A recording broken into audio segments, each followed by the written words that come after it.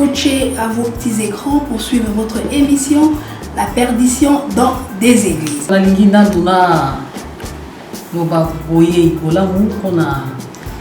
Pasteur Nabiso. On dit non, Jésus c'est le loba. Ok, d'accord, mais Jésus n'est pas n'importe quelle parole. Quand on a même Kanda on lobby, il n'a tatana ma na maman. Ce que toina ou bien totos. Pour comment on a koyé bawe zali loba wana ya mulimu.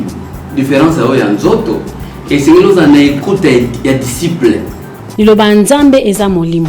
Esika liloba nzambe ya molimo ekomi voile ekweyaka. Ça veut dire nzambe eza molimo. Parce que bongo ndako na ye.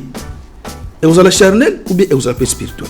Ndoko ke bandako wana nyonso tozo kende wana eza bandako etungami na maboko abantu. Ça a été toujours un grand plaisir, mesdames, messieurs, de savoir que vous êtes très nombreux scotchés à vos petits écrans pour suivre votre émission La perdition dans des églises. Émission na bino ndenge boyebi ezali émission oyo tolobelaka makambo etali liloba etali molimo tozali lelo koyamba lisusu bato oyo basengeli pona koyebisa biso makambo etali mama na likambo comme on dit en français. Notre thème c'est la différence entre la parole charnelle et la parole spirituelle. Mingi toyebi que tozali na kati ya ministère oyo esengeli kolobela liloba na ndenge ya molimo mais mituna ezali ebele na yango na émission na biso ya lelo toyambi les éminents et humbles serviteurs et servants de Dieu. Aujourd'hui, nous allons essayer de décortiquer notre thème qui s'intitule la différence entre la parole charnelle et la parole spirituelle. Alors, sur ce plateau, je ne suis pas seule. Je vais co-animer cette émission avec ma consoeur. Elle est Juliette, ma consoeur Juliette, que vous la connaissez très bien, honorable. Voilà, merci. Napesi maloba et pas ya honorable et pas ya consoeur Juliette Mbambu Moole. Oyo esengeli a yeba na ko poser première question. En fait, on a lingina duna loba boye ibolamu kona ba pasteur Nabiso, maman apôtre Justine Boyi, papa Anaclé Loi Beya et le pasteur Tony Lumingu, le pasteur Emmanuel Betou, le pasteur Bayadi Patrice et enfin maman pasteur Chantal Chala. Lelo tozana esengo makasi ya koyamba bino parce que tolobaki toko développer thème ya kitoko pe ya malamu ya koyeba bokeseni kati ya parole charnelle na parole spirituelle. On a nini kaka bino kaka po tosilaki kopusa na pembeni na bino botei biso ebele na oyo etali liloba ya nzambe ya molimo. Kasi tolingi totuna motuna ya liboso na apôtre Justine, apôtre ya Nouvelle Alliance, na kati ya Universal Church, na kati ya Église universelle de Jésus-Christ. Mama Boyi Justine, motuna ya liboso eza boyi. Tolingi toyeba liloba Biblia yangoyo biso nyoso totanga ka Bible toyebi Bible de Genèse Apocalypse totanga ka Biblia. Kasi o mesemisi biso koloba oyo azali kote ya liloba na ndenge ya nzoto azali kobungisa bato. Kasi oyo azali kote ya liloba na ndenge ya molimo azali kobikisa bato. Kasi motuna ya liboso tolingi toyeba mama Justine apôtre tolingi toyeba bokeseni nini eza kati ya liloba ya molimo na liloba ya nzoto. Okay. Na bisi mbote mingi na bandeko na ngai nyonso oyo bakolanda biso na mokolo lelo. Yangwana tozali na bokeseni makasi. Parce que nzambe asali biloko nyonso kaka mibale. Tozali na liloba ya nzoto, tozali pe na liloba ya molimo. Na bokeseni wana tangu tokokota na kasi na mikanda ya nzambe ekotalisa biso lolenge nini bokeseni wana ezali na lolenge bato bazali kosalela makambo ya nzambe na makanisi ya bango. nde yango wana tozalaka na makanisi ya nzambe na makanisi ya bato. Tant toza na makanisi ya bato muntu soki alingi aloba makambo akoloba na makanisi na ye, mais na ndenge Yesu atikelaki biso mokano po ete biso topanza sango malamu mokili mobimba eza po ete tolakisa bato lolenge Nzambe alobaka, lolenge Nzambe asalelaka. Nde yango wana nakoki kopesa mokanda ya Nzambe na mokanda ya Exode chapitre 20 verset 12. Parce que Nzambe tango atindi liloba na ye atindi liloba po ete moto nyonso oyo akoyamba liloba oyo akufa lisusu te kasi azala na bomoi ya seko. Amen. Me boni bato balandi liloba me bakufaka. Ozomona bazoloba ete tosa tata na mama eza po ete mikolo na yo ekoma ebele na mokili oyo Nzambe akosala ndenge nini akopesa yo. Me lelo bato bandimeli liloba Nzambe totala boye tozomona kaka bato bazokufa ndenge nini batosi tata te to batosi mama te. Liwa sikoyo ezowuta wapi? Yango wana liwa ezali kouta kaka na kati na mokanda. Mama Justine, Oui. nalingi oyebisa nano biso tango olobi liwa bato bazolanda liloba ya Nzambe kasi bazokufa kaka. Est-ce que ça na bato bakokufa te? Biso nyonso tukokufa, même yo okokufa. Ndenge nini soki yo ya solo landaka liloba ya molimo okokufa te ndenge nini? Parce que muto okokufa te azate. Et puis nalingi na bakisa oyo honorable alobi. Bible lobi ete boutaki na mabele bokozonga na mabele. Sikoyo lobi ke soki muto alandi loba kokufa te. Ya onangi na bakisa. Elakisi nini? Tangu Yesu aye na mokili ndenge Nzambe atindaki ye batindaki ye na maloba ya ete mutu soki andimeli Nzambe akotikala kokufa te ndenge mokanda ya Jean 3 16 à 17. Ezali kolakisa biso ke soki mutu andimeli liloba Nzambe akokufa te nde akozala na bomoi ya seko. Siko mpona kozwa bomoi ezali na nzela ya kotosa tata na mama. Amen. Mama Justine. Ah balobi pour que tozala na vie éternelle. Kasinga na moni vie éternelle, mais na ozala nzoto te. Na kozala na sina kufa, bo na ko vivre éternellement ndenge nini par rapport à liloba oyo.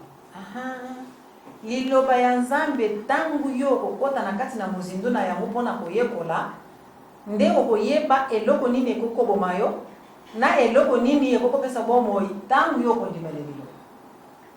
Parce que kaka na kati na Bible wana mukanda ya Nzambe elakisi biso ke tosa tata na mama.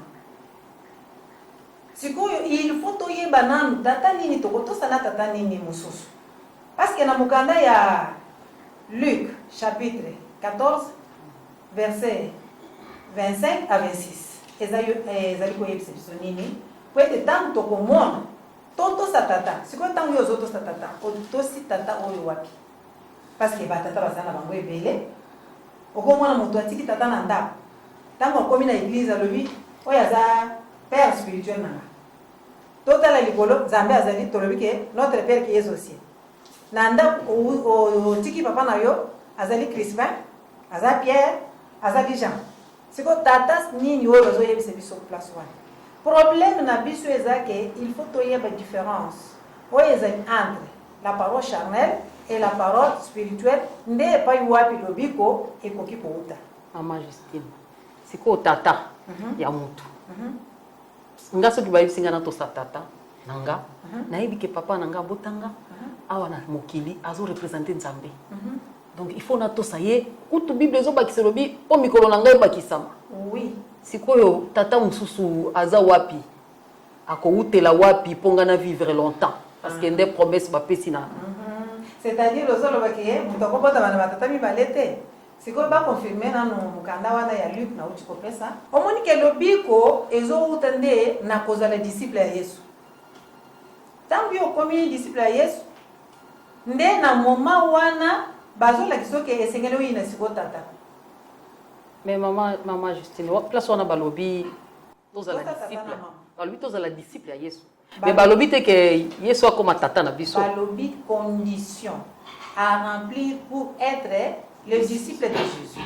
Ceux Ah, qui ok. ont olingi comme disciples à Jésus, parce que vie éternelle est dans la à part Jésus-Christ. Yangwana bazali ko la kisebiso na mukanda ke to sa tata na mama. Kaka na mume mukanda wana balobi ina tata na mama. Siko to ina ou bien totos. Alors, nalingaki na tuna pasteur Tony. Oyoki ndenge mama lobi que il faut pas comme disciple à Yesu, il faut ina tata. En même temps, à lobi pour que oebana kozwa vie éternelle, il faut auto sa tata na mama. Est-ce que vous ne pensez pas qu'il y a une contradiction entre penser wana mibale?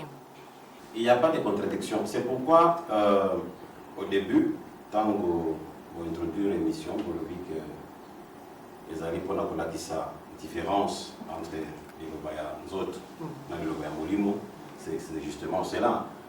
Parce que le problème qui est là est que je préfère que de le temps de verser mon compte pour que la compléter au lobby par rapport à Makamamalo. Jean chapitre 5, verset 39. Vous pensez avoir dans les Écritures la vie éternelle. Donc, on peut dire que la vie éternelle, on ne peut pas l'avoir dans les Écritures. Vous pouvez les prendre, s'il vous plaît. Donc, ça veut dire que les Écritures, on peut dire que ça rassemble le livre des témoignages de Jésus-Christ. Mais ce n'est pas elle qui donne la vie. Mais il y a aussi Jésus de l'autre côté qui donne la vie. Donc, c'est pour dire que les Écritures, telles qu'elles sont présentées dans la Bible, en elles-mêmes ne peuvent pas donner la vie. C'est pourquoi il y a beaucoup de gens, des églises, qui font ce que nous appelons la lecture de la lettre et qui enseignent cela comme cela. Regardez par exemple, par rapport maintenant à votre question, ce que maman a dit. Il y a le papa que nous devons obéir. Et il y a le papa que nous devons Il y a haïr. le papa que nous devons haïr. Mais si nous allons dans les Écritures, nous nous perdons. Nous n'allons pas avoir la vie. Les Écritures, ça veut dire quoi? C'est ce qui est en rapport avec la parole charnelle. C'est-à-dire, quand on parle de papa, vous voyez votre papa à la maison. Et c'est pourquoi vous voyez même dans certaines congrégations, il y a des gens qui ont quitté carrément leur famille. Parce qu'on a dit que l'homme aura pour l'ennemi les gens de sa maison. Alors lui, il va, sa femme, ses enfants, ses parents, alors il fuit, il va de l'autre côté. Il y en a qui disent que non, c'est la servitude, ainsi de suite. Et il y en a qui se sont séparés de membres de leur famille. Pourquoi? Parce qu'on dit que l'homme aura pour l'ennemi les gens de sa maison. Il va à la maison, noir sur blanc, selon les Écritures. Or, il faut aller maintenant à Jésus pour avoir la vie. C'est-à-dire Jésus n'est pas dans les Écritures. Parce que les Écritures en elles-mêmes ne constituent pas la parole de Dieu. Peut-être ça peut scandaliser certaines personnes. Est-ce que si on prend la Bible que vous avez là, vous le brûlez? Est-ce qu'on a brûlé la parole? Non, mais il y a des gens qui se sont retrouvés, par exemple, maudits. Une personne qui se retrouve maudite seulement parce qu'il a brûlé la Bible. Les gens le témoignent à l'église. Il m'est arrivé ceci, j'ai brûlé la Bible, voilà ce qui m'arrive. Et il y a aussi... Je peux vous dire que ce n'est pas vrai. Mais nous avons vu des catcheurs avec la Bible sur le ring de catch, avec la Bible. N'est-ce pas? C'est contradictoire. Il a la Bible, il récite des versets bibliques. Mais il se et puis, passe. oui, mais ils sont maudits. Ils sont ce qu'ils sont. Donc la malédiction dont on parle, ce n'est pas par rapport à la bénédiction liée peut-être au mauvais sort, tout ça, etc., selon les humains. Non. La malédiction de la Bible, si Dieu te maudit, ça veut dire que vous n'avez pas la vie éternelle. Mais vous pouvez vivre dans l'aisance, dans la vie, vous pouvez avoir tout ce que vous avez. Mais si Dieu vous maudit, alors ça veut dire que lorsque la parole de Dieu est prêchée, c'est au niveau de l'âme que ça touche. Et là, ce n'est pas la parole écriture. Ça, ce n'est pas l'écriture. Mais pourtant, vous allez continuer dans ce sens-là. Mais pourtant, Bible lobi, Yesu loba lobi, ngai nazali liloba. Ngai nazali liloba. Comment yé oyo azali liloba? Alobi que boza ko sonde ba écriture. Bozo croire que yangonde ekobi kisabino. Nzokande yangote. Mais finalement, est-ce qu'il n'y a pas une contradiction, pasteur? Non, pas du tout, il n'y a pas une contradiction. Est-ce que quand Jésus est venu, est-ce qu'il n'a pas trouvé les Écritures? Si. Est-ce que vous pouvez dire que Jésus était là? Dans les Écritures. Je te pose la question. Bon, c'est vous qui Non, posez la question. non, c'est nous qui posons la question. Vous répondez à nos questions. Quand Jésus a dit, n'est-ce pas à côté de l'écriture? Il est allé même dans les temples, il est allé dans la synagogue, on lui a donné un livre, il a lu les livres d'Ésaïe. Ça, à côté qu'il y a, n'est-ce pas? Bon, est-ce que ce qui Jésus a quitté, l'écriture, est-ce qu'on pouvait déduire que Batouana Bazalina est le bazar? Mais c'est quoi? Et le connu les opé sa bon moya seko éternel. Tu vois, et l'autre opé sa bon moya seko sikoyo, dès le toujours ils allaient Jésus, Jésus qui n'est pas une personne, parce que la Bible dit, nous ne connaissons plus personne selon la chair. Ça, c'est dans 2 Corinthiens 5, 16 là-bas. Jésus est la parole, bien sûr, nous Koloba. Mais Jésus n'est pas n'importe quelle parole. Nous ne connaissons plus personne selon la chair. C'est-à-dire, Christ, maintenant, nous le connaissons de quelle manière? C'est-à-dire de manière spirituelle. C'est pour cela que tout le monde le loue. On ne montre pas Jésus. On dit, c'est non, Jésus, on a celui-là. Ok, d'accord. Mais Jésus n'est pas n'importe quelle parole. Parce que là-bas, on dit, si nous avons connu Christ selon la chair, nous ne le connaissons plus de cette manière. Donc, Christ, maintenant, c'est la parole spirituelle. Parce que la parole spirituelle, comme j'avais dit, la parole spirituelle est du domaine de l'âme. Ce n'est pas du domaine de la chair. C'est pour cela, tout ce que les Écritures disent, pourquoi nous avons une différence que parole spirituelle et parole charnelle? Parce que maintenant, tout ce que les Écritures disent, pour comprendre en gros, ça, là, on a le lengue, il y a les autres. Parce que quand on parle de papa qu'il faut honorer, on voit le papa qui vous a mis au monde, ainsi de suite. Or, mais tout ça, papa, mais qui meurt toujours. Et si vous allez dans les matins, généralement, on vous dit que non, vraiment, comment papa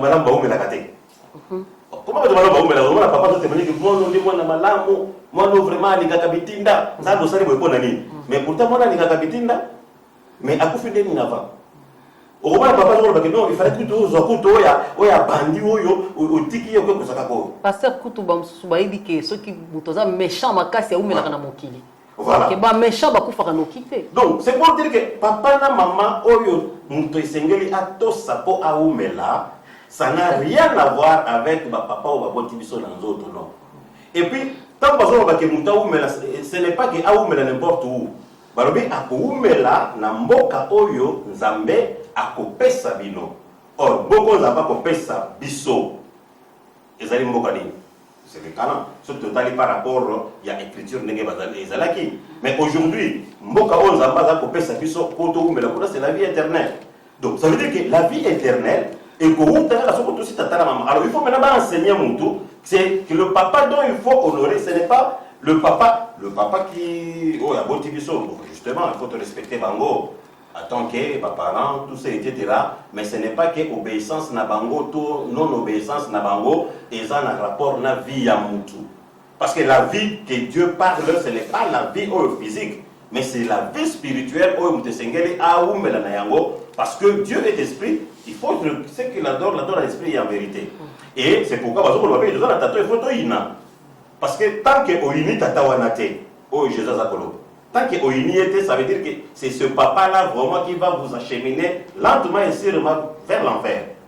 C'est pour cela qu'il faut qu'on enseigne aux gens, papa, oh c'est quel Oini. Ce qu'Oini, papa, wana, n'est pas accès aux tata mususu, oh c'est quel Tosa, non seulement la papa, pena maman, pour que Mikolonayo ait ouvert. Mikolonayo, balabite que ouvert na Congo. Balabite que Mikolonayo ait ouvert na Kinshasa. Balabite que Mikolonayo ait ouvert la soki na mboka ni. Mais na mboka on nous amba kopesi. Honorable, j'ai comme l'impression que ils ont passé sur un sujet éveillé, ils ont passé sur sujet à colober la vie éternelle, ils ont passé sur sujet à colober la tata maman. Mais nga la lingina tu na pasteur Emmanuel. Et le komoko pasteur Tony Alobi que li kambo ya liloba oya molimo ezali ko kende sur le plan ya âme. Alors que âme ezali portée par la chair. Comment est-ce que vous arrivez à dissocier où était liloba et affecté âme non on singeli to sala dans la pratique en tant que moto parce que ce qui ezali que liloba wana eza ko sauver nzoto te ezo sauver des âmes alors que l'âme vit dans le corps Mais comment est-ce que cette parole affecte le corps et ce qui peut aussi tatana maman tena ndenge ya bomoto ozupe malédiction. Maman, nga kutu na bakisi. Ce qui liloba wana ezo affecter âme. Pona nini boko pekisa biso kasi masumu ya nzoto. Parce qu'il s'agit de l'âme. Il faut te sauver âme. Liloba wana ce qui est ko simba nzoto te. Alors, to sana biso masumu na nzoto mais to yebi ke âme na biso c'est recevoir liloba wana pe ko kene na ngolola to ko vivre éternellement. Différence wana ko dissocier liloba ya molimo na ya nzoto. Liloba oyo ko affecter âme na oyo ko affecter nzoto. To ngi to yeba. C'est quoi peuple de Dieu est belé batu babungi. Émission na biso lelo na ngi na rappeler yango ke eza libungi na kati ya mangomba. La perdition dans l'église. Ba église ils ont enseigné biso maloba, écriture, esprit. Si quoi tolingi to yeba bokeseni katikati wana. Merci mon pasteur. La parole pour Bessinga. Le banzambe zoloba. Ici le baki on me dit que bazanga ne litoi. On me dit que vous êtes à litoi. Si vous êtes à litoi, moi comme on se koloba et vous arrêtez. Ce pas que son kanda Isaïe 50. Bateng sur la 4e verset. Oyo kanda bato se ngana litoi oyo. Oyo koloba que vous êtes disciple, le modèle disciple était vous êtes ceux qui m'ont Isaïe 50. Et c'est 50. 4. Nous lisons Ésaïe chapitre 50, verset 4. Le Seigneur l'Éternel m'a donné une langue exercée pour que je sache soutenir par la parole celui qui est abattu. Il éveille chaque matin, il éveille mon oreille pour que j'écoute comme écoute des disciples. Alléluia. Amen. Est-ce que écoute bazoloba okoma na koyeba oyo ezali liloba wana ya molimo différence oyo ya nzoto esengeli ozala na écoute ya disciple ezevani abatekelema mosusu est-ce que omituna bosi okomi na écoute ya disciple o disciple ayokaka te ndenge moko nde bamisusu bayokaka okoyoka soki batekela mokanda mosusu Matthieu 13 34 35 kolo alobi boye akofungola monoko na ye akolobaka na masese. Jésus dit à la foule toutes ces choses en parabole, et il ne lui parlait point sans parabole. Mais ils ont aucun moussa. Quand l'esprit Messie a yé, ma communion de Syrie, papa et ma communion. Comment Messie a pris Koya, puis a pris en parabole. A yé pour bailler baté. A yé pour bailler. Soit a yé pour bailler, pour la zone masses. Il faut pas faire tout le monde ma moyenne d'enlever, ma moïsie. Et c'est là qui parle au canal, nous, on a écoute, il y a pas de disciple. Bien, voilà. Ceux qui écoutent un disciple les athées, nous avons le bébé. Papa Emmanuel, pasteur, écoute les disciples. Elle a qui c'est nini? Na écoute à Moutounyoso. Pour disciple, tu as dit que Jésus a dit qu'il n'a. Ah, bah disciple, vous avez qui belé, hein? Bah apôtre, ne pas comment qui 12. Na évité différence, hein? Et là, il a 72 disciples avec 12 apôtres. Maintenant, disciple, il faut que vous ayez un nini. Pour que vous ayez dans l'église. Toyo kaka. Ndenge ozote ngapi na kotel mapi na tei. Parce que d'ailleurs qui n'a sali 25 ans dans la église. Écoute tes disciples. Et là qui c'est nini? Mais l'heure vient, et elle est déjà venue, où les vrais adorateurs adoreront le Père en esprit et en vérité. Car ce sont là les adorateurs que le Père demande. L'heure vient. Et elle est déjà venue. Où les vrais adorateurs. Où les vrais. Donc si le vrai est là, il y a aussi le faux. Alléluia. Amen. Bande koboza kolanda. Awa ekomi likambo ya ba vrai na ba faux. Eza na ba o bazo adorer. Ya solo na ba o bazo adorer ya lokuta. Kasi esengeli lelo to yeba. Pasteur Emmanuel Betou. Banani bazo adorer ya vrai. Banani bazo adorer ya faux. OK. Donc le vrai adorateur adoreront le Père en esprit et en vérité. Bokangamo déjà. Donc le vrai adore en esprit. Maintenant il y a aussi les faux. Maintenant les faux adorent comment?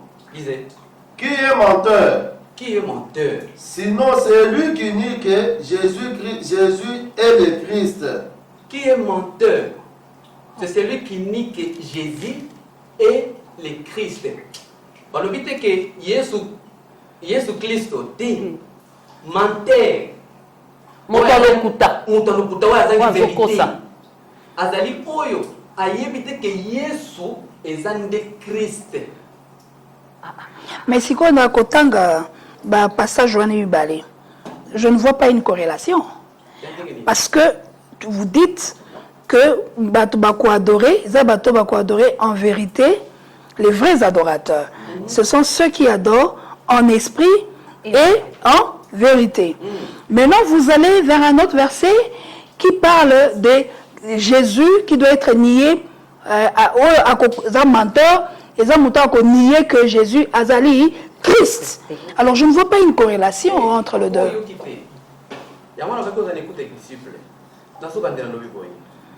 Tozalina le vrai qui adore en esprit et en vérité. Maintenant nous avons les faux. Les faux, ndebalobi tozana oyo nyonso aza menteur, o azangi vérité. Eza oyo azoboya que Yesu ezande Christ. Mais où est la part de la chair dans tout ça? Tozana Yesu, tozana Christ. Parce que batebele bazolanda parce que yango bazotengela mwa mukanda toyeba Yesu nano ezana. Po foye bana Yesu. Ko soko yebi Yesu te, oya ko sele loko mususu. Ndo bali ko lesa batu le faux, okanza ozanga sa vrai. Jean 8, 36. Si donc le Fils vous a affranchi, vous serez réellement libre.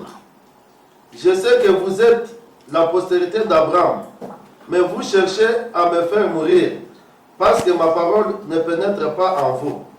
C'est pourquoi je vous ai dit que vous mourrez dans vos péchés. Car si vous ne voyez pas ce que je suis, vous mourrez dans vos péchés. Qui est-il? Lui dirent-ils. Jésus leur répondit, ce que je vous dis dès le commencement, j'ai beaucoup de choses à dire de vous et à juger en vous.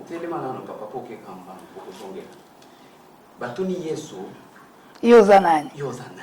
Yesu. Yesu lobi nazali oyo na yebisaki bino na ebandeli. Leonga nazali. Na ebandeli zaki nini? Ceux qui batangi mokanda ya Jean 1:1 babiki au commencement était la parole. Et la parole était avec Dieu et la parole était Dieu. Donc Yesu nde azaki ebandeli lo. Kasi liloba nini? Pourtant pasteur Tony Utikoloba que Yesu azali loba te. Mais yango nazoki dete. Yesu azali loba meli loba nini? Pasteur Tony Alobi, Yesu, a n'importe quel lilobate. Ah. Mais jusque-là, on va préciser, mais si on a n'importe quel lilobate. Oui. Yesu, ndeo ezalaki ne bandeli nde Yesu. Kasi nini ezalaki ne bandeli? Ezalaki ne makomi, nde écriture. Nde so tengina mokanda ya 2 Corinthiens 3:6 ezolobake. Il nous a rendus capables d'être ministres d'une nouvelle alliance. Chacun un à un. Tous un problème, il y a une nouvelle alliance, une ancienne alliance. Non de la lettre. Oh, donc tout ça, et ici, biso, ba ministre, ba sali, il y a une nouvelle alliance. Ah, tout ça, une nouvelle alliance. Non de mais la non lettre. de la lettre, pour mais la lettre, ils ont une ancienne alliance. C'est ce qui était au commencement. C'est ça Jésus. Jésus a dit au commencement, il y a une écriture. Mutu nyonso azana écriture na ndaku na ye, mutu nyonso azana Yesu. Mais ceux qui wana te, ezeka bato balongwa na Yesu, bakoma na Christ.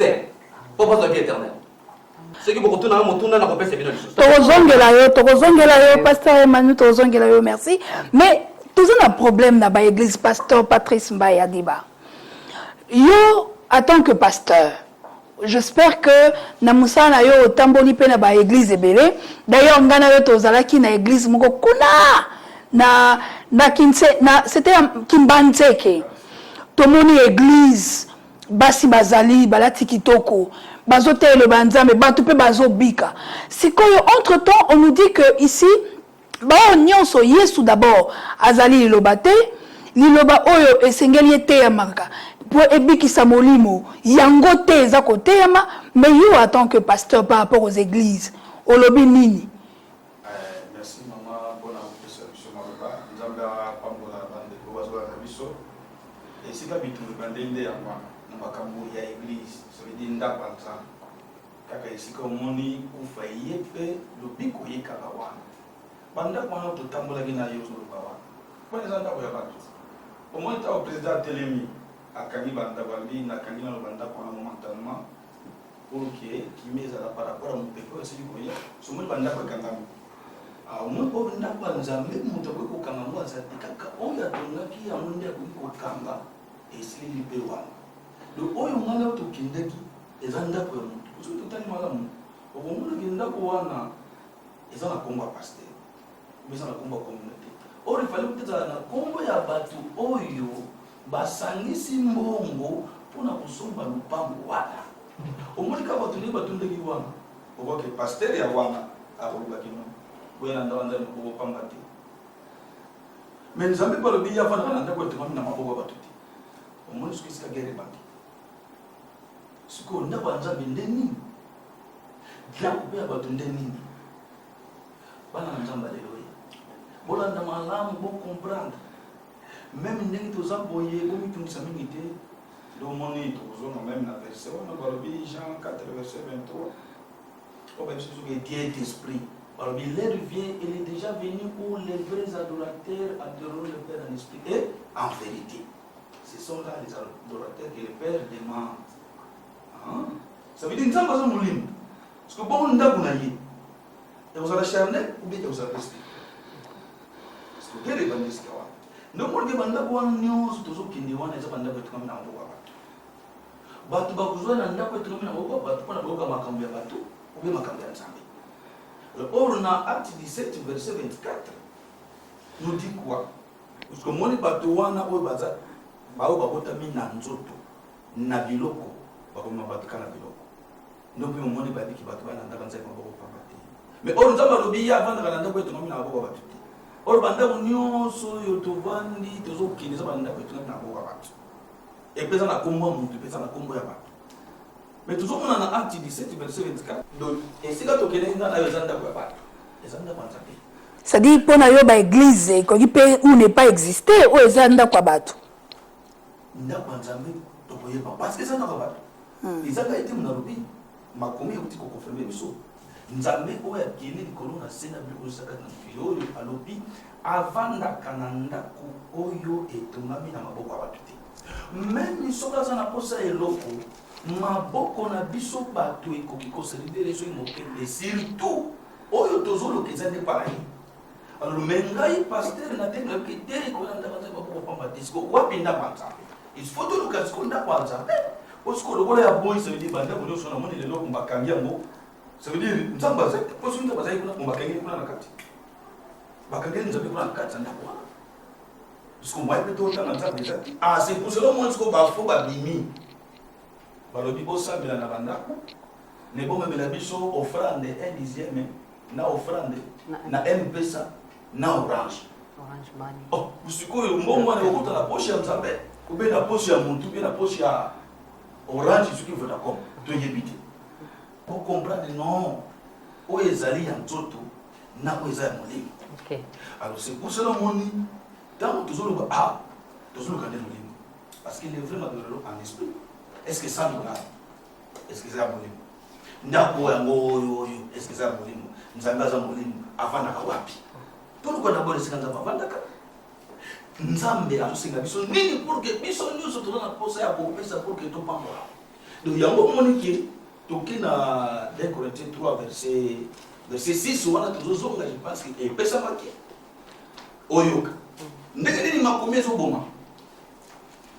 Makomi oyo soki kaka ndenge za kopesi na papier bani bomana yo moko et puis obimina bato yo zopesa donc l'église ebele bato bakufa alors bato bazokufa te siko il nous a rendu capable d'être ministres d'une nouvelle alliance non de la lettre mais de l'esprit car la lettre tue mais l'esprit vivifie oyoki balobi makomi ezoboma alléluia barata amen ça veut dire mutu yo soki makomi ndenge za boye e ba ina komana yo moko po yo botamaki celui qui est né de la chair et de la chair. Celui qui est né de l'esprit et de l'esprit. Donc voilà, il y a beaucoup de gens qui n'ont pas mokili. Il y a beaucoup de gens qui n'ont mokili. Le monde mokili est mêlé partout et c'est d'ici partout. Et il faut tout le temps mais na molimo. Parmi les écritures, time l'esprit vivifi. Il s'est dit ma combien zo boma. Mais pourquoi tu retires dans ma commune? Ma commune est zo boma ndengeni. Parmi n'a causé un verset de la Bible qui n'est qu'aux moi si yando yandumba. Zo na bana moi sa ndumba manaba. Il est écrit. C'est la parole de Dieu. Parce que on a ancienne alliance, papa. Ancienne alliance? Oui. Ah bon? C'est quoi yo? Ancienne alliance ndeni. D'abord, nous on est si quand on lobby. Ancienne alliance photo ezanini. Nouvelle des années ezanini. Honorable Tozana thème belé au décortiquer. Moi je pense que Tozora moko le to yambi maman, to soli na ya décortiquer parce que tout le monde non, bazar riche. Ah ouais, vous êtes gâtés, vous avez la richesse. Maman Pasteur Chantal. Liloba Yamolimo. Yoza membre ya église Nouvelle Alliance. Nakatia Universal Church, donc Église universelle de Jésus-Christ. Dans l'émission, on a vu Lelo où établi la différence entre thème, on a vu Lelo établi la différence entre la parole charnelle et la parole spirituelle. Oza moisi, balobi moisi ateate. Mais yo teaka, onga na sina mona yo kotea. Eloko ni netindi yo bana kotea biso pendant que bapekisi moisi atea. Dans les assemblées des saints, assemblées des saints, les anini. Bisika au moins si à côté yate. Ce qui va assembler des saints, les alliés, ça veut dire que ba assembler pe ya ba to benga bango ba malsain, ba to baza ba sans douter. Les alliés, ko mama yo teaka na assembler au wapi. Bon que c'est nous wana to sana besoin to yeba pa ya maman Pasteur Chantal. Je crois bien monsieur Biso dit que les alliés pour na kotali sa différence entre la parole charnelle et la parole spirituelle. Bakotangela biso na mukanda ya Matthieu 13:13 toyokana no yango ezolobana et loko ezotinda biso poto la qui sa différence oyo ezali na parole spirituelle na parole charnelle likomi ekoki kopesa mutu bomoi te ntango bazali koloba mpona mwasi akoki koteya te na assemblée des saints yo omoni assemblée nini. Je crois ndeko nanga peut-être pasteur dit bauti kopesa mukanda oyo ezokolakisa biso assemblée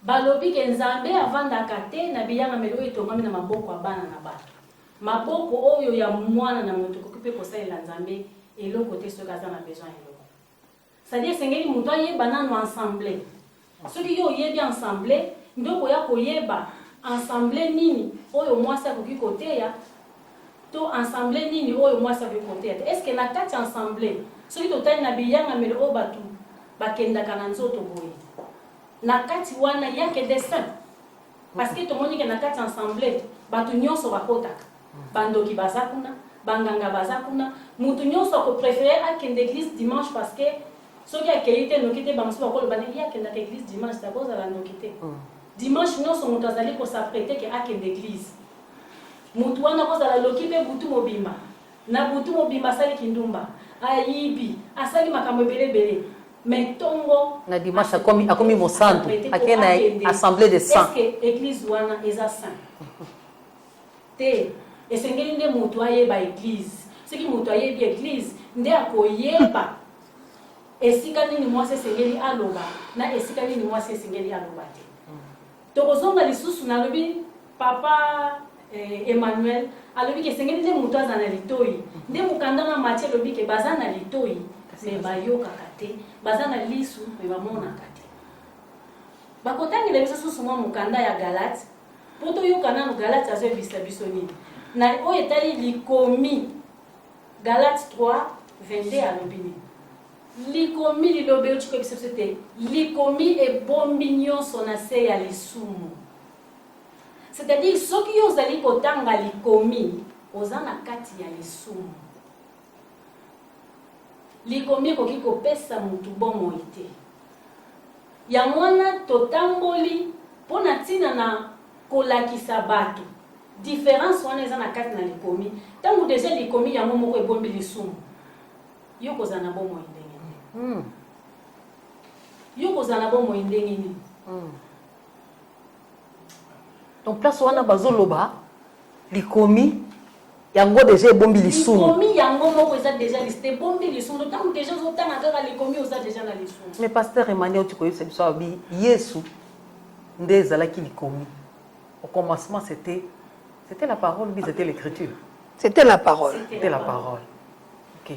Ce qui li komi nde eza na lisumu. Sikoyo tobengi bino awa. Maman Chantal. Mais namoni pasteur dit balinga intervenir. Na okoshite. Moi c'est une assemblée de saints. Toujours tambola awa.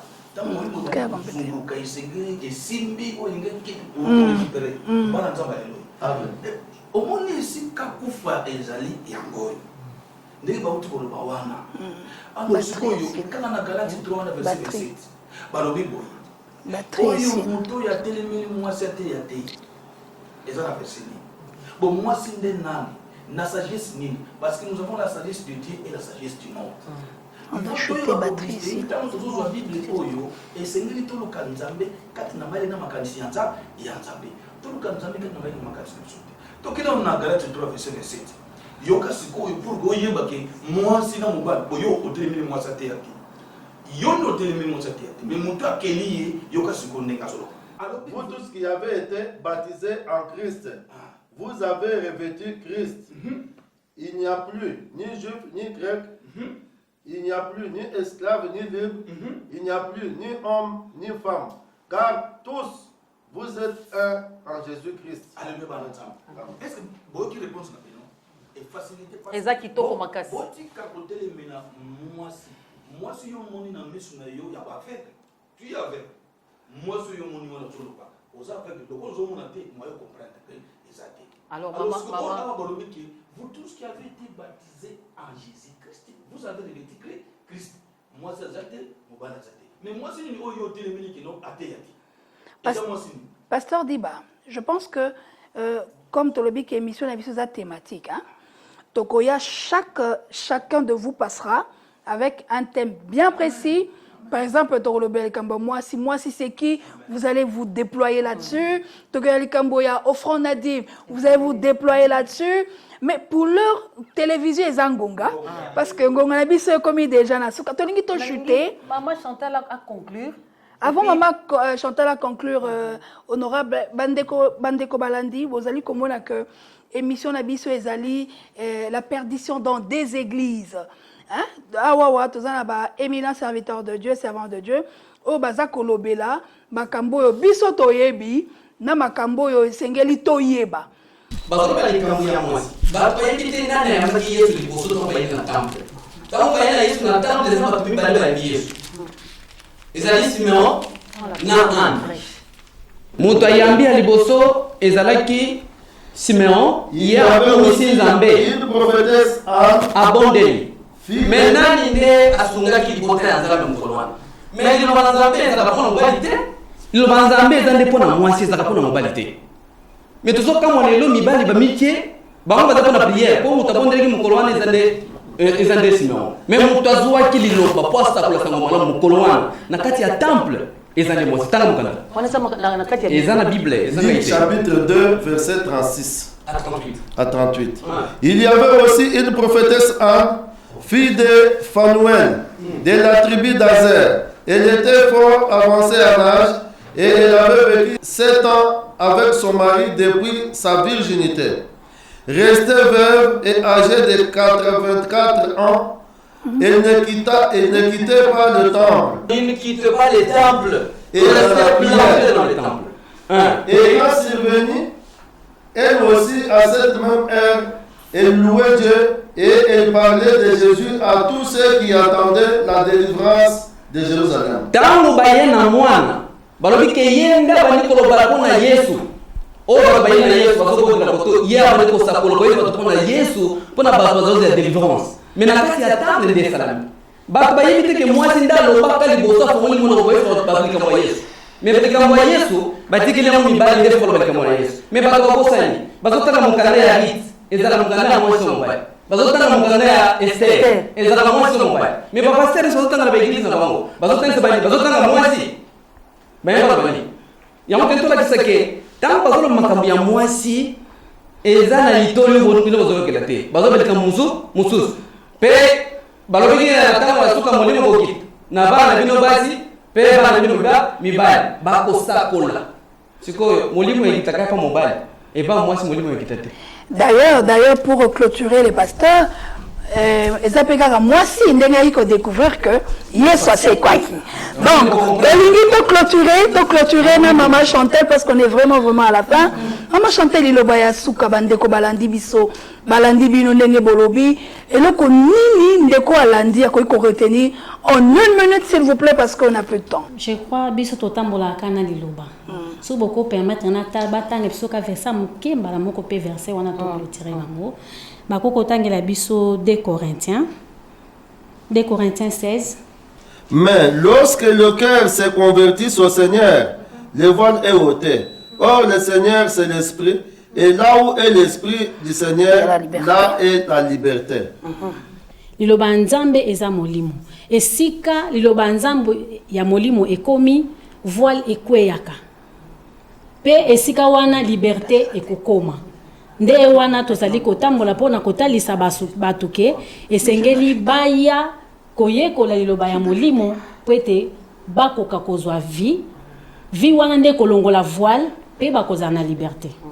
Bandeko bolandi bozana ba question bozana ba préoccupation bolandi ndeni nezalaki débat awa ba question ezali belé nebi ke bibi bozana ba question belé à poser. Alors numéro ya téléphone na biso ya WhatsApp ezana écran na bino wana. Bototepe email na biso, tozape na Facebook, na YouTube. Vous pouvez nous écrire, poser des questions et tokoya no labino. Bandeko balandi bozalaki ebele na pesi merci na honorable Juliette Mbambu Mohole qui était avec moi pour na co-animer émission Oyo. Honorable merci.